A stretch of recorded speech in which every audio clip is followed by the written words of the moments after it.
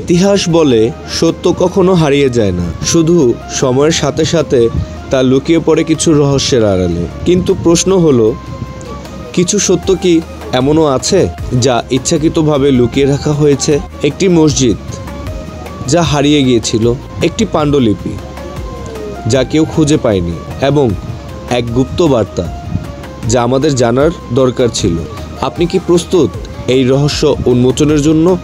750 খ্রিস্টাব্দ, বাগদাদ তখন নতুন খিলাফতের কেন্দ্র। আব্বাসীয় শাসকরা এই শহরকে জ্ঞানের বাতিঘর বানাচ্ছেন, কিন্তু শহরেরই এক কোণে কিছু সুফির দরবেশ গোপনে এক রহস্য রক্ষা করে চলেছেন। একটি হারিয়ে যাওয়া মসজিদ। এই মসজিদ সম্পর্কে ইতিহাসে কোনো স্পষ্ট রেকর্ড নেই, তবে কিছু প্রাচীন আরবি পাণ্ডুলিপিতে বলা হয়েছে এই মসজিদে সংরক্ষিত ছিল এক বিশেষ পাণ্ডুলিপি, যেখানে লেখা ছিল, একদিন এমন এক সময় আসবে যখন সত্য থাকবে, কিন্তু মানুষ তা চিনতে পারবে না। যে এটি খুঁজে পাবে সে হবে জ্ঞানের প্রকৃত রক্ষক। কিন্তু কেন এই কথাগুলো লুকিয়ে রাখা হয়েছিল? 1935 এক তরুণ ইতিহাসবিদ সালেহ বিন ফারুক তার বাবার সংগ্রহ করা পুরনো কিতাবে প্রথমবারের মতো এই রহস্যময় মসজিদের নাম পড়েন। তিনি দেখলেন এক পুরনো মানচিত্রে বাগদাদের এক অংশে অদ্ভুত একটি চিহ্ন আঁকা, যার নিচে লেখা, আলোর পথ তাদের জন্য খোলা যারা সন্ধান করে। এটা কি কেবল কোরআনের আয়াতের প্রতীকী ব্যবহার, নাকি সত্যি এখানে কোনো গোপন বার্তা লুকিয়ে? সালেহ তার দুই বিশ্বস্ত সঙ্গী হামিদ ও ইমরানকে নিয়ে যাত্রা শুরু করলেন বাগদাদের পুরনো ধ্বংসস্তূপে। কিন্তু তারা তখনও জানতেন না কেউ তাদের অনুসরণ করছে।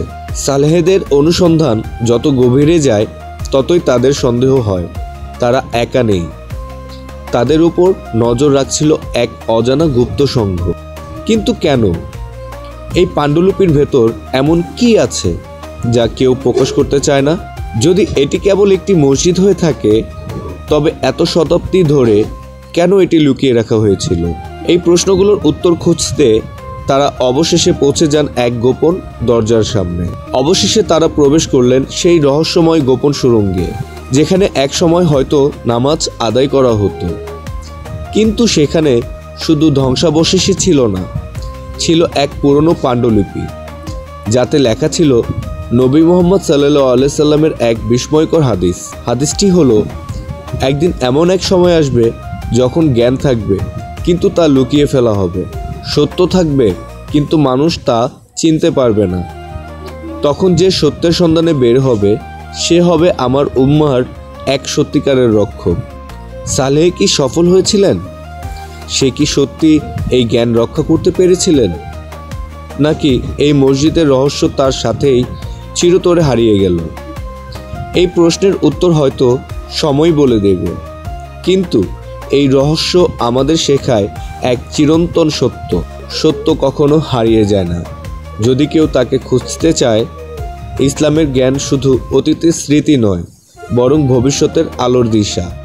আপনার কি মনে হয়, এই মসজিদ কি সত্যি ছিল, নাকি এটি কেবল একটি কিংবদন্তি? আপনি কি বিশ্বাস করেন ইসলামের অনেক গুরুত্বপূর্ণ জ্ঞান এখনও কোথাও হারিয়ে আছে? আপনি যদি সালেহ বিন ফারুকের জায়গায় থাকতেন তাহলে কি করতেন? আপনার মতামত কমেন্টে জানাতে ভুলবেন না। মগজ ধুলাইয়ের নতুন ভিডিও পেতে সাবস্ক্রাইব করুন এবং শেয়ার করুন এই রহস্যময় ইতিহাস।